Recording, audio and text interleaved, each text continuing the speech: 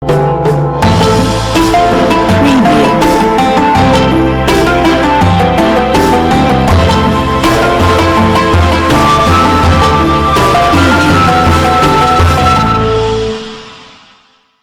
perindu-perindu kemuliaan, imamnya perindu kemuliaan adalah Rasulullah.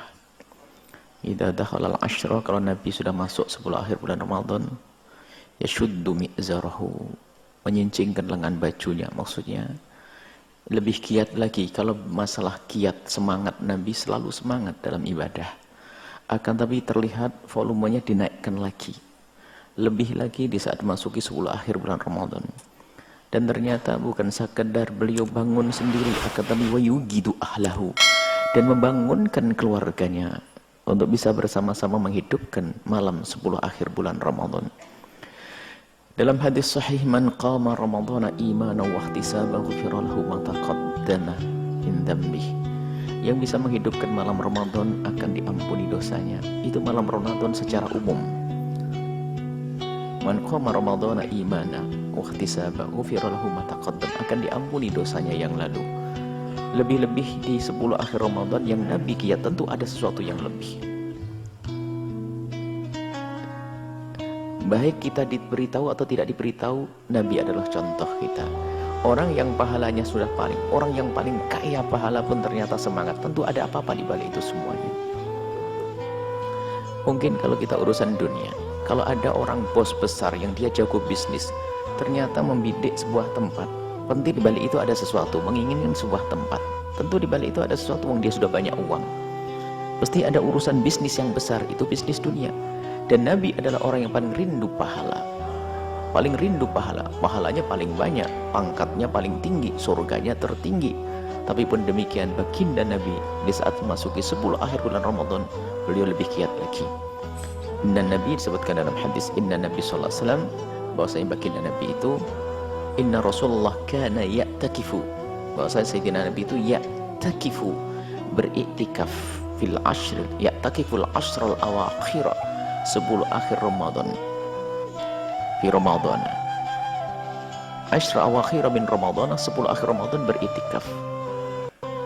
Tsumma takafa, kemudian beriktikaf juga azwajuhu, istri-istri beliau min ba'dihi. Bisa diambil dari hadis ini bahwasanya Nabi sendiri memberi contoh iktikaf di 10 akhir bulan Ramadan. Dan tidak sampai di sini, contoh itu pun juga dihadirkan oleh keluarga Nabi, istri beliau pun juga iktikaf. Maka para wanita pun juga diperkenankan iktikaf. Akan tapi yang harus kita perhatikan adalah kehormatan seorang wanita, apakah tempat tersebut layak atau tidak layak. Jika masjidnya sempit, terlalu banyak laki-laki, maka lebih baik wanita untuk membangun malam di rumahnya masing-masing. Atau memang ada sebuah masjid yang dikhususkan untuk wanita, atau masjid besar sehingga di saat harus dibagi antara pria dan wanita bisa terhormat, boleh datang ke tempat tersebut. Tentunya dengan keberangkatan yang terhormat, bukan di malam hari jalan sendiri, tidak ada yang menemani, tidak terhormat, jangan. Artinya wanita pun boleh beriktikaf. Kemudian hukum iktikaf adalah sunnah yang sangat dikukuhkan. Dan cara iktikaf di dalam mazhab kita Imam Syafi'i sangat mudah. Ada mazhab lain yang harus dengan puasa dan sehari semalam utuh. Tapi dalam mazhab Syafi'i tidak, lahdoh, biarpun sebentar kita duduk niat iktikaf sudah mendapatkan pahala iktikaf. 1 jam, 2 jam, 3 jam, pahala iktikaf. Kita mendapatkan pahala iktikaf. Sehingga bagi siapapun yang duduk di masjid, jangan lupa niat iktikaf, agar double duduk kita menjadi pahala. Duduk itu nggak ada pahalanya, duduk biasa. Kecuali duduk untuk ngaji, untuk belajar. Tapi duduk diem tok kalau sudah di masjid, tapi kalau niat iktikaf menjadi ibadah. Baik, ini adalah maka dari itu, mari kita bersemangat di 10 akhir bulan Ramadan. Dan jangan seperti sebagian orang hanya sibuk di tanggal ganjil saja. Itu salah memahami. Nabi itu 10 akhir dihidupkan semuanya, tapi kalau sudah ketemu hari ganjil, volumenya naik lagi, tambah. Seperti para kekasih-kekasih Allah, ulama-ulama yang kita ketemukan, kita waktu berada di Hadramut sana, ya, mereka setiap malam 10 akhir Ramadan tuh betul-betul kayak hari raya, ibadahnya luar biasa. Cuman kalau sudah masuk tanggal ganjil itu biasanya ada plusnya. Bukan kita selain hari ganjil tidur, baru kalau tanggal 21 rame, kalau tanggal 22 enggak, bukan begitu. Nah, sebab dalam teksnya Nabi fi asr 10 akhir. Bukan kita pilih nanti aja 23-an, nanti 21-an, bukan begitu. Akan tapi 10 yang disebut oleh Nabi, 10 akhir semuanya. Cuman kalau sudah ketemu hari ganjil, Nabi lebih semangat lagi. Maka sebagian masjid yang biasa dengan mengambil satu saja itu susah diramaikan. Coba perhatikan. Kalau sebuah masjid yang biasa menghidupkan hanya tanggal 21 saja, misalnya Masjid Umar ini, Masjid Al-Bahjah. Kalau kita tradisikan tanggal 21 saja misalnya, setelah para jamaah kumpul tanggal 21, tanggal 23, 22 diajak, oh saya sudah kemarin, begitu. Yang biasanya tanggal 27 diajak kumpul tanggal 21 bilang, aku punya masjid tanggal 27 nanti aja. Padahal bukan begitu. Setiap malam berlomba-lomba. Kadang salah memaknai apa yang dilakukan para ulama. Misalnya di Hadramut kita menemukan tradisi yang luar biasa. Memang ada khatam Quran itu tanggal ganjil 21 di ini, 23 di mana, misalnya di Masjid Muhdhar, di masjid ini. Itu gebiarnya, puncaknya. Bukan berarti di hari yang lainnya sepi, nggak ada orang iktikaf di situ. Iktikaf tetap ada, full rame. Cuman kalau sudah pas hari ganjilnya, orang banyak berbondong-bondong dari masjid-masjid kecil datang ke tempat tersebut, sehingga tampak lebih rame lagi. Jadi bukan berarti selain hari itu adalah diem, nggak ada iktikaf, nggak. Ini, maka ayo kita budayakan, masih ada sisa waktu. Semalam kita malam 21, nanti malam 22. Maka kami himbau para tokoh dan sebagainya untuk membuat program. Ibu-ibu ya, yang haid, kebetulan ada yang haid, bikin masakan yang enak, siapkan di situ, langsung kayak jaga kayak warung dia jualan, biar yang itikaf nanti sahurnya ngambil ke saya, gitu saja, keluar.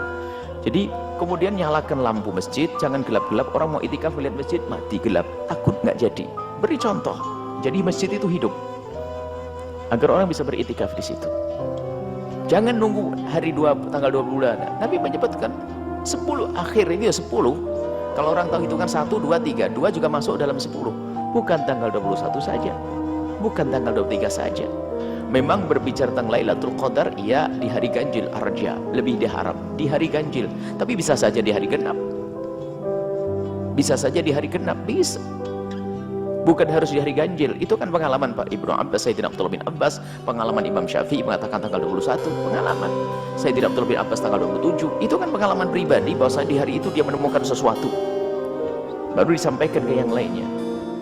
Bukan berarti pasti di hari itu lalu kita pastikan Lailatul Qadaran, yuk besok Lailatul Qadaran. Wah, kayak sudah pasti betul. Lailatul Qadar itu disembunyikan oleh Allah. Lailatul Qadar disembunyikan oleh Allah demi kebaikan kita semuanya. Sengaja disembunyikan biar kebaikan ini, untuk kebaikan kita. Kalau seandainya Lailatul Qadar dikasih tahu sama Allah bahwasanya tanggal 21 tadi malam Lailatul Qadar, bingung Anda naik angkot nggak bisa, supir angkot pun berhenti masuk ke sana. Anda tidak bisa beli apapun, semuanya pergi ke masjid. Disembunyikan Allah biar hidup ini jalan lancar semuanya. Yang jualan, yang angkot, yang pergi ini biar disembunyikan oleh Allah untuk kebaikan. Maka selagi disembunyikan ya, ayo kita hadang saja. Bagaimana hadang setiap malam ya ketemu, misalnya dijatah dia akan lewat selama 30 hari di sini. Kalau kita menghadangnya sehari ya kemungkinan ketemu ya kecil, 1 dibanding 30. Kalau kita menghadangnya 2 hari ya kemungkinannya ya 2 dibanding 30. Tapi kalau setiap malam kita hadang ya ketemu nanti. Setiap malam kita hadang ya ketemu, karena kita menghadang Lailatul Qadar. Ada apa dengan Lailatul Qadar? Dikatakan khairun min alfi syahr, lebih daripada 1000 bulan. Kalau kebetulan kita beramal baik pas tepat di hari itu, lihat kita seperti beramal baik 1000 bulan, selesailah urusan kita. Kemudian Allah akan memberikan kebaikan seorang hamba, akan ada perubahan dalam diri kita, hati semakin tentram, hidup semakin indah, semuanya karena apa? Dia bertemu dengan Lailatul Qadar. Makanya ini dirindukan oleh para kekasih-kekasih Allah, Lailatul Qadar. Kemudian apa yang kita lakukan di malam Lailatul Qadar? Enggak ada beda dengan hari sebelumnya, memperbanyak ibadah, membaca Al-Quran khususnya, kemudian sholat, berzikir dan seterusnya. Paling tidak begini, kalau sudah 10 akhir bulan Ramadan ya syuddu mi'zarahu, kalau Nabi menyincingkan lengan baju itu ya paling tidak kita lebih giat deh. Dan juga kita kurangi segala yang menjadikan pahala-pahala ibadah kita menjadi berkurang. Mungkin harus 10 akhir, anggap saja dari Ramadan. Kalau dari Ramadan nggak bisa, ya 10 akhir Ramadan deh aku offkan televisiku, offkan YouTubeku, off. Berat juga. Terus gimana? Baik, paling nggak kita buat perubahan di malam 10 akhir Ramadan ini. Kemudian ada doa khusus. Memang suatu ketika Siti Aisyah ditanya, ara'aita in alimtu ay lailatul qadar ma aqulu fiha. Ya Rasulullah, kalau aku ketemu Lailatul Qadar itu doa apa yang sebaiknya aku baca? Nabi mengatakan, kul Allahumma innaka afun tuhibbul afwa fa'fu anni.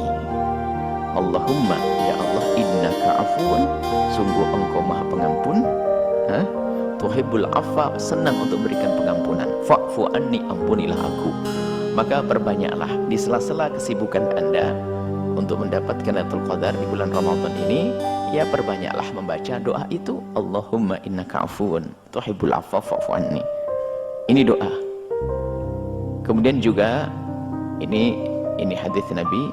Kemudian ada juga hadis yang memang ulama berselisih faham tentang kesahihannya.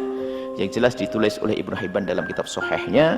Kemudian juga ulama seperti itu ada permasalahan, ada salah satu perawi Ali bin Zaid ibn Jad'an, salah satu perawi yang dikatakan dia diduga bahwasanya dia lemah sehingga hadisnya tidak terima.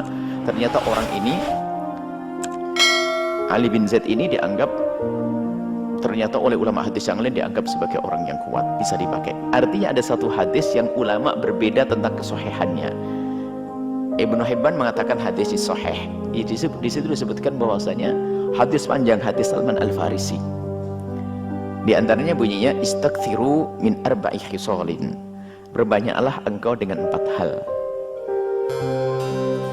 Nah, khoslatani, 2 hal. Khoslatani turduna bihima rabbakum, dengan 2 hal itu, 4 hal, 2 hal, dengan 2 hal kau akan menjadikan Tuhanmu ridho.